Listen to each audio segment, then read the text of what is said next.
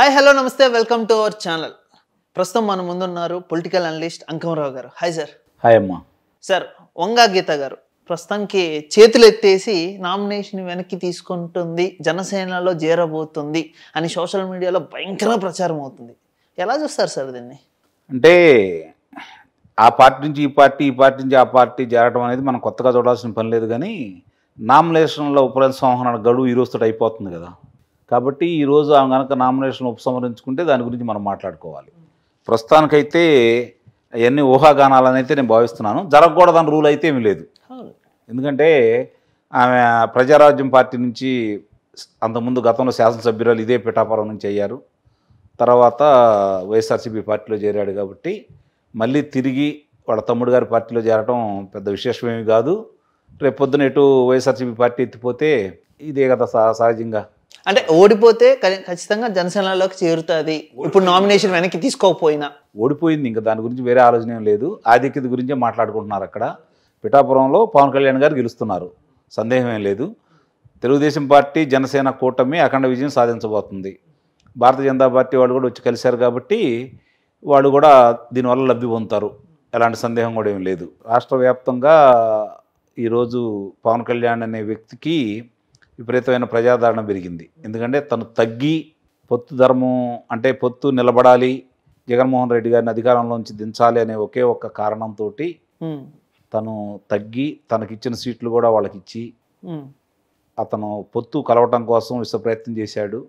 అలాగే మామూలుగా చిన్న చిన్న విభేదాలు వస్తూ ఉంటాయి, అలాంటివి కూడా రానియకుండా అతను సర్దుకుంటున్నాడు. ఏదైనా ఉంటే ఆయనే సర్ది చెప్తున్నాడు. చాలా కరాఖండిగా ఈ పొత్తు ధర్మాన్ని విస్మరించి ఎవరు మాట్లాడినా పార్టీలో అక్కర్లేదని చెప్పని చెబుతున్నాడు. ముందుగా జనసేన పార్టీ వాళ్ళ మనసులో ఎలా గెలుచుకున్నాడో నాకైతే తెలియదు. కానీ తెలుగుదేశం పార్టీ శ్రేణుల మనసు మాత్రం గెలుచుకున్నాడు. ఎందుకంటే యువగళం ముగింపు సభలో పాల్గొనడం కావచ్చు, లేకపోతే జై హో బీసీ కార్యక్రమంలో చంద్రబాబు నాయుడు గారి గురించి ఆయన వర్ణించిన తీరు నిస్సందేహంగా తెలుగుదేశం పార్టీ శ్రేణుల మనసులో మాత్రం గెలుచుకున్నాడు. కానీ ఎందుకు సార్ మరి ఇంత అపోహలు కానీ లేకపోతే ఈ రూమర్స్ సోషల్ మీడియాలో ఇంత వైరల్ అవుతున్నాయి? నామినేషన్ వెనక్కి తీసుకుంటుంది అంటే రూమర్స్ కాదు. అక్కడ పిఠాపురంలో ఇప్పుడు సుమారు 50,000 నుంచి లక్ష ఆధిక్యత రాబోతుందని తెలిసిన తర్వాత సహజంగానే కొంచెం ఇబ్బందిగా ఉంటుంది కదా ఎవరికైనా పోటీ చేసే అభ్యర్థులకి. బెరుకేం లేదు కానీ ఆమెకి రాజకీయ అనుభవం బాగుంది. సహజంగానే మరి పార్టీ ఓడిపోతున్న సంకేతాలు కూడా వస్తున్నాయి కాబట్టి కొన్ని తప్పనిసరి పరిస్థితుల్లో అక్కడ పోటీ చేయాల్సి వచ్చింది. మనస్ఫూర్తిగా అయితే పోటీ చేస్తుందని అయితే నేనైతే భావించట్లేదు. అంటే ఎంతవరకు అవకాశం ఉన్నది సార్ జనసేనలోకి రావడానికి? అంటే ఇప్పుడు వస్తున్న న్యూస్లను బట్టి సోషల్ మీడియాలో. అంటే నా తండ్రిని చంపింది కాంగ్రెస్ పార్టీ అని చెప్పాను కాంగ్రెస్ పార్టీ అధ్యక్షురాలు గారు షర్మిల గారు. అంతకంటే విచిత్రాలు అయితే ఉండవు కదా. విజయలక్ష్మి గారిని నిండు శాసనసభలో కన్నీళ్లు పెట్టించిన బొత్స సత్యనారాయణ గారిని తీసుకొచ్చేసి మరి మిగిలిన వాళ్ళందరికీ 2.5 సంవత్సరాలే ఇస్తే బుగ్గన రాజేంద్రనాథ్ రెడ్డి గారికి, ఈయనకి, ఆదిమూలపు సురేష్ గారికి 5 సంవత్సరాలు కొనసాగిస్తానే ఉన్నాడు కదా మంత్రివర్గంలో. మరి కాబట్టి బొత్స సత్యనారాయణ గారికి మంత్రి ఇచ్చినప్పుడు ఇవన్నీ సాధ్యమే, దాని గురించి పట్టించుకోవాల్సిన అవసరం లేదు కదా. అలాంటి వాళ్ళే పార్టీలు మారి వాళ్ళు పదవులు పొందేటప్పుడు వీళ్ళదేముంటుంది చెప్పండి.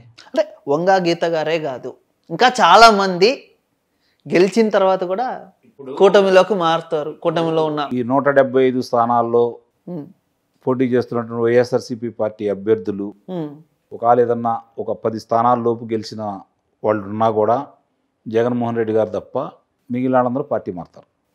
అందరూ అనుమానమే లేదు దాంట్లో. ఎందుకంటే ఆ పార్టీ నిలబడదు కాబట్టి. అంటే ఎందుకు సార్ ప్రజల్లో వచ్చిన వ్యతిరేకత, అతన్ని ఏదో ముందు అధికారంలో రాగతలకి అతని గురించి చాలా ఊహించుకున్నారు. మంచి చేస్తాడు, అవినీతి చేయడు, కక్ష సాధింపు చర్యలు ఉండవు, మంచిలు చేస్తానంటున్నాడు కాబట్టి నవరత్నాలు ప్రకటించాడు, అలాగే ప్రజలు మేలు చేసే కార్యక్రమాలు చేస్తాడని భావించారు. వచ్చిన కాడి నుంచి కూడా పగ ప్రతీకారంతో రగిలిపోతూ ఉన్నాడు. కానీ సంక్షేమం పేరు చెప్పుకొని ఎంత దోపిడీ జరిగిందో వాళ్ళందరికీ కూడా తెలుసు. తెలియని వాళ్ళంటూ ఎవరు లేరు, శుద్ధపసలు అయితే ఎవరు లేరు దాంట్లో. కాబట్టి అందరికీ తెలుసు, అందరికీ దాంట్లో వాటాలు కూడా ఉన్నాయి, అందులో అనుమానమే లేదు. కానీ పిఠాపురంకి విషయానికి వస్తే వంగా గారికి చాలా పెద్ద ఫ్యాన్ బేసే ఉంది. వంగా గీత గారు అంటే వారసురాలు. ఇప్పుడు గట్టి పోటీ ఇస్తుంది అని అంటున్నారు కదా. గట్టి పోటీ అనేది లేదు అక్కడ. ఒకవేళ పవన్ కళ్యాణ్ గారు పోటీ చేయకపోయినా కూడా అది తెలుగుదేశం, అందులో లోకల్ అని అన్నారు. అది తెలుగుదేశం పార్టీ ఖాతాలోకి వెళ్ళే స్థానమే. ఆహా. కాకపోతే ఏంటంటే పొత్తుల్లో భాగంగా ఆయన అక్కడ పోటీ చేయాలనుకుంటున్నాడు కాబట్టి సహజంగానే పవన్ కళ్యాణ్ గారికి గురించి ప్రజాదరణ గురించి మనం ప్రత్యేకంగా చెప్పుకునే పనే ఉంది. అందుట్లో ఆయన ఓడించాలని వీళ్ళు చేసే తాపత్రయం ప్రచారం కూడా ప్రజల్లో వ్యతిరేకత రావడానికి కారణమైంది. అంటే పవన్ కళ్యాణ్ ఓడించడానికి ఇంత ప్రయత్నాలు చేస్తున్నారా, చూద్దాం ఎట్టా ఓడిస్తారు అని చెప్పని ఈరోజు ప్రజలంతా తిరగబడి రోజు రోజుకి గ్రామ గ్రామాల్లో ఆ పార్టీ వాళ్ళు ఈ పార్టీలోకి రావటం, పవన్ కళ్యాణ్ గారికి మద్దతు తెలిపటం, వైఎస్ఆర్సీపీ పార్టీ అభిమానులుగా ఉండేవాళ్ళు కూడా ఈరోజు పవన్ కళ్యాణ్ గారు గెలవాలని కోరుకుంటున్నారు కాబట్టి అక్కడ అంత ఆధిక్యత వస్తుందని చెప్పి అయితే నేను భావిస్తాను. అంటే నిన్న కాకుండా మొన్న మీరు కనుక న్యూస్ చూస్తుంటే మద్యం బాటిల్ బాక్సులు కానీ ఇవన్నీ తెప్పిస్తున్నారు, సక్సెస్ అవుతారు ఇవన్నీ పంచి కూడా అని అంటున్నారు కదా. ఇప్పుడు డబ్బే ప్రామాణికంగా అయితే ముఖేష్ అంబానీ భారత ప్రధానమంత్రి కావాలి, బిల్ గేట్స్ ఆయన అమెరికా ప్రెసిడెంట్ కావాలి. అది కాదు కదా, డబ్బు ఒక్కటే ప్రధానం కాదు కదా. చాలామంది ఎందుకంటే ఇప్పుడు డబ్బులు సంపాదించిన వాళ్ళు చాలామంది ఉన్నారు, వేల కోట్లు సంపాదించుకున్న వాళ్ళు చాలామంది ఉన్నారు. వాళ్ళందరూ కూడా పదవులు డబ్బులు పెట్టి సంపాదించుకోవాలంటే వస్తాయి కదా వాళ్ళకి. కాదు, ప్రజలలో అభిమానం ఉండటం వేరు, పార్టీ వ్యక్తి మీద అభిమానం ఉండటం వేరు, పార్టీ మీద ద్వేషం ఉండటం వేరు. ఇప్పుడు వైఎస్ఆర్సీపీ పార్టీ మీద ప్రజలు ద్వేషంగా ఉన్నారు, కోపంగా ఉన్నారు, అసహ్యంగా ఉన్నారు. అంటే మొన్న ప్రవేశపెట్టిన నవరత్నాలు 2.2 అంటే కొత్త మేనిఫెస్టో ఉంది కదా, దాన్ని చూసి ఇంకా చాలా బాగుంది, ఇది ఈ వచ్చే ప్రభుత్వం కూడా మాదే రావాలని కోరుకుంటున్నారు జనాలని అంటున్నారు కదా. ఇప్పుడు అది చూసిన తర్వాతే వంగా గీత గారు కూడా ఉన్నారు. అది చూసిన తర్వాతే అభ్యర్థుల గుండెలు బేజారైపోయినాయి, జారిపోయినాయి ఎక్కడికక్కడ. అవతల తెలుగుదేశం పార్టీ వాళ్ళు కూటమి 4,000 పింఛన్ ఇస్తాను అంటే 3,500 అది 2028 2029 ఇస్తానంటున్నాడు కదా. అవును. మామూలుగా అమ్మఒడి వాళ్ళు ఎంతమంది ఉంటే అంతమందికి ఇస్తామంటున్నారు. ఈయన ఇప్పటికీ ఒక్కళ్ళకైనా చెప్తున్నాడు కదా. రైతులకి 20,000 రూపాయలు వాళ్ళు ప్రకటించారు, ఈయనైతే ఇప్పుడు ఇచ్చిన దాని మీద ఇంకో 2,000 అదనంగా అని చెప్పని అంటున్నాడు. కాబట్టి ఎక్కడ వాళ్ళకి పొంతం లేదు కదా. రెండోది ఈరోజు చూసుకుంటా ఉంటే మేనిఫెస్టో చూసుకున్నా కూడా లేకపోతే ప్రస్తుత పరిస్థితులు చూసుకున్నా కూడా అన్నిటికంటే ఇప్పుడు వాళ్ళని ఓడించబోయేది చాలా ముఖ్యమైన విషయం ఏంటంటే ల్యాండ్ టైటిల్ యాక్ట్. అంటే చాలామంది ఆరోపించేది ఏంటంటే ల్యాండ్ టైటిల్ యాక్ట్ మేము తెచ్చింది కాదు, బీజేపీ తెచ్చింది, అక్కడ దేశంలో అమలు పరిస్తే అప్పుడు మేము అమలు పరుస్తాము. వాళ్ళ రాష్ట్రంలో దాన్ని మొదలు పెట్టకుండా, బీజేపీ పాలిత రాష్ట్రాల్లో దాన్ని మొదలు పెట్టకుండా నువ్వు అంత హడావుడిగా ఎందుకు తీసుకొచ్చావు ఇక్కడ? ఇప్పుడు ఎన్నికలు సమీపిస్తున్న ఈ తరుణంలో ఆపద్ధర్మ ప్రభుత్వం అయిన మీరు దాన్ని ఎందుకు జీవో ద్వారా ఈ రోజు నుంచి అమల్లోకి ఎందుకు తీసుకొచ్చారు? దానికి సమాధానం ఉందా? భారతీయ జనతా పార్టీ వాళ్ళు వేరే రాష్ట్రాల్లో అమలు చేసిన తర్వాత ఈ రాష్ట్రాన్ని తీసుకురావాల్సింది కదా మీరు. మరి మీకు అంత తొందర ఏంటి? కారణం ఏందంటే రేపు పొద్దున మీరు అప్పులకి మీ ముఖాలు ఎవరు చూసే పరిస్థితి లేదు, ఎక్కడ అప్పు అనేది పుట్టదు. కాబట్టి ప్రజల ఆస్తుల్ని తనఖా పెట్టి వాళ్ళ ప్రమేయం లేకుండా తనఖా పెట్టి అప్పులు తెచ్చుకుందామని ప్రభుత్వ ఆస్తులన్నీ తాకట్టు పెట్టేశారు. ఈరోజు ప్రజల ఆస్తులు కూడా తాకట్టు పెట్టాలని, కుటుంబాలు వారసత్వంగా వచ్చే ఈ తల్లిదండ్రులు లేకపోతే వీళ్ళు కష్టపడి సంపాదించుకునే తాత ముత్తాల నుంచి వచ్చిన ఆస్తికి మీరెవరు పెత్తందారులు? దాని మీద మీరు పోరాడాలి కదా. నిజంగా ప్రజల కోసం అయితే కేంద్రం ఒకవేళ తీసుకొచ్చింది అనుకోండి, కేంద్రం మీద పోరాడాలి కదా. అంటే కేంద్రాల ముందు మీరు సాగిల పడ్డారనే కదా దీని అర్థం.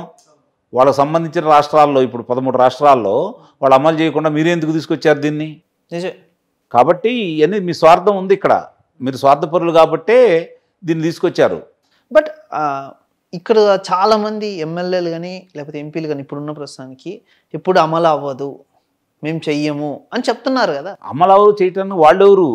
అది చట్టరూపేణ అయిన తర్వాత చట్టం అయిందా లేదా, జీవో వచ్చేసిందా లేదా? మరి అమలు చేయనప్పుడు మీరు అసలు జీవో అది ఎందుకు తీసుకొచ్చారు? దానికి సమాధానం చెప్పడం ముందు. మీరు అమలు చెయ్యొద్దు అని మీరు అనుకున్నప్పుడు దాన్ని చట్టరూపేణ ఎందుకు తీసుకొచ్చారు కదా. అంటే అక్కడే అర్థమైపోతుంది కదా వాళ్ళ డొల్లతనం, వాళ్ళు కావాలని తీసుకొచ్చారని అర్థమైపోతానే ఉంది కదా. ఒక పెద్ద పవర్ పాయింట్ ప్రజెంటేషన్ పెట్టి చంద్రబాబు గారు వస్తే చెయ్యలేరు, వాళ్ళు ఇచ్చిన హామీలు చేయలేరు, మేము చేయగలుగుతాం అని అంత హడావుడి చేసి 5 సంవత్సరాలు నువ్వేం చేసావు?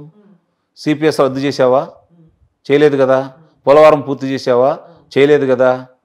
అమరావతి నిర్మాణం పూర్తి అయిందా? చేయలేదు కదా. నువ్వు నెక్స్ట్ 5 సంవత్సరాల్లో చేస్తానంటున్నారు. అంటే 5 సంవత్సరాలు చేయనాలి, తర్వాత ఏం చేస్తావు? మెగా డిఎస్సి అన్న పూర్తి ప్రకటించావా? నువ్వు చేయలేకపోయావు కదా. నువ్వు ఫలాంది చేసావని ఏం చెప్తావు? విద్యుత్ ఛార్జీలు తగ్గిస్తానన్నావు, విద్యుత్ ధరలు తగ్గిస్తానన్నావు. నువ్వు ఇక్కడికి వచ్చిన 10 సార్లు పెంచావు. ఇప్పుడు రమారమ్మి 30,000 కోట్ల రూపాయలు పై మాట. చంద్రబాబు గారు చేసిన అప్పుల వల్లే మేము పెంచాం, కానీ మేము కావాలని పెంచాం. 5 సంవత్సరాల్లో ఎందుకు చంద్రబాబు నాయుడు గారు పెంచలేదు? అంటే ఆయనకు అప్పిచ్చావు, నువ్వేమైనా అప్పిచ్చావా? లేకపోతే జగన్మోహన్ రెడ్డి గారు ఏమైనా అప్పిచ్చాడా? ఎవరు ఇవ్వకుండానే మరి ఆయన ధరలు ఎందుకు పెంచలేదు, విద్యుత్ ధరలు? మరి ఈరోజు నువ్వు ఎందుకు పెంచావు? ఆయన అప్పులు చేస్తే ఏమైపోయింది? 2,63,000 కోట్ల రూపాయలు ఆయన చేసింది అప్పు. మొత్తం నీ చేతికి వచ్చేసరికి 3,63,000 కోట్ల రూపాయలు నీ చేతికి అప్పు వచ్చింది. మరి ఈరోజు 13 లక్షల కోట్ల రూపాయలు అప్పు ఎందుకు అయింది? ఏమైపోయినాయి? మరి వచ్చిన అదనంగా మీరు వసూలు చేసిన చెత్త పన్ను మీద ఏసీ డబ్బులు వసూలు చేశారా? ఇంటికి ప్రతి సంవత్సరం 15, అంటే ఆస్తి పన్ను మీద 15% అదనంగా ప్రతి సంవత్సరం దాన్ని వడ్డించి ఇప్పటి వరకు చేసుకుంటూ వచ్చారా? మరి ఇవన్నీ చేసినారు. ఈ ధనమంతా ఇడిపోయింది. మీరు తీసుకొచ్చిన పరిశ్రమలు ఏంటి? మీరు నిర్మించినటువంటి జలాశయాలు ఏంటి? ఏం చేశారని ఈ కదా ప్రజలు అడుగుతుంది. అందుకు కదా ప్రజల కోపం వచ్చింది. నాడు నేడు కానీ లేకపోతే ఇంకొన్ని అమ్మఒడి, నాడు నేడు తీసుకుందాం, మీరు అన్నది కరెక్టే. నాడు నేడు తీసుకుందాం. బళ్ళు బాగుండయి. మరి 4 లక్షల మంది పిల్లలు ఎందుకు డ్రాప్ అవుట్ అయ్యారు? ఎందుకు తగ్గారు? పెరగాలి కదా. సౌకర్యాలు వచ్చిన తర్వాత ఉచితంగా విద్య అందిస్తూ ఉంటే, నాణ్యమైన విద్య అందిస్తూ ఉంటే ఇంకా పెరగాలి కదా. నీ దగ్గర నుంచి 4 లక్షల మంది ఎందుకు తగ్గారు? అంటే దాంట్లో డొల్లతనం ఉందని అర్థమైపోయింది కదా. అసలు అయినా నువ్వు వచ్చిన తర్వాత ఒక్క ఉపాధ్యాయుడిని నియమించలేదు. ఇంకా నాణ్యమైన విద్య ఏమిస్తావు నువ్వు? ఒక్క ఉపాధ్యాయుడిని కూడా నియమించలేదు కదా. మరి నాణ్యమైన విద్య ఎలా ఇస్తావు నువ్వు? ఇంకోటి కూడా, చంద్రబాబు గారేమో వాలంటీర్ల గురించి ప్రస్తావించి 10,000 చేస్తానన్నారు. మేనిఫెస్టోలో ఒక్క దగ్గర కూడా కనిపించలేదు సార్. ఎవరు? జగన్మోహన్ రెడ్డి గారి దగ్గర ఏం కనిపిస్తాడు? పాపం వాళ్ళు కూడా ఎదురు తిరిగి కదా. వాళ్ళ మనుషులు అనుకుంటే వాళ్ళు కూడా ఎదురు తిరిగారు కదా. 2,63,000 మంది ఉంటే కనీసం 60,000 మంది కూడా రాజీనామా చేయలేదు కదా. అక్కడ కూడా చేసిన వాళ్ళని చాలామందిని బలవంతంగాను బెదిరించి చేయించుకున్నారు కదా. కాబట్టి వాళ్ళ మనుషులు కాదు కదా. ఇప్పుడు వాళ్ళు 10,000 ఇస్తారన్నారు చంద్రబాబు నాయుడు గారు. ఈనేటి చెప్పలేడు కదా. ఆయన ఇస్తానంటున్నాడు. ఇంకో మాట అంటున్నాడు ఆయన. అందుట్లో ఉన్నత చదువులు చదివిన వాళ్ళందరికీ నైపుణ్యాన్ని పెంచి ఆ నైపుణ్యానికి తగ్గ ఉద్యోగాలు ఇప్పిస్తానన్నాడు ఆయన. అంటే ఇట్లా కట్టుబానిసలుగా చేయాలని కోరిక ఆయనకి లేదు. అది అందువల్ల ఆ వ్యత్యాసాన్ని వాళ్ళు గుర్తించారు. కాబట్టి ఒకవేళ పొరపాటున ఇదే జీవనం అనుకునే వాళ్ళకి 10,000 రూపాయలు ఇచ్చేసి రేపు పొద్దున ప్రభుత్వానికి సంబంధించినటువంటి కార్యక్రమాలకు ఆయన వినియోగించుకుంటాడు. సరే చూద్దాం సార్. అసలు ముందు ఎలక్షన్స్ ఏం జరగబోతుంది, ఎవరు గెలుస్తారని చూద్దాం. Thank you sir. Thank you so much.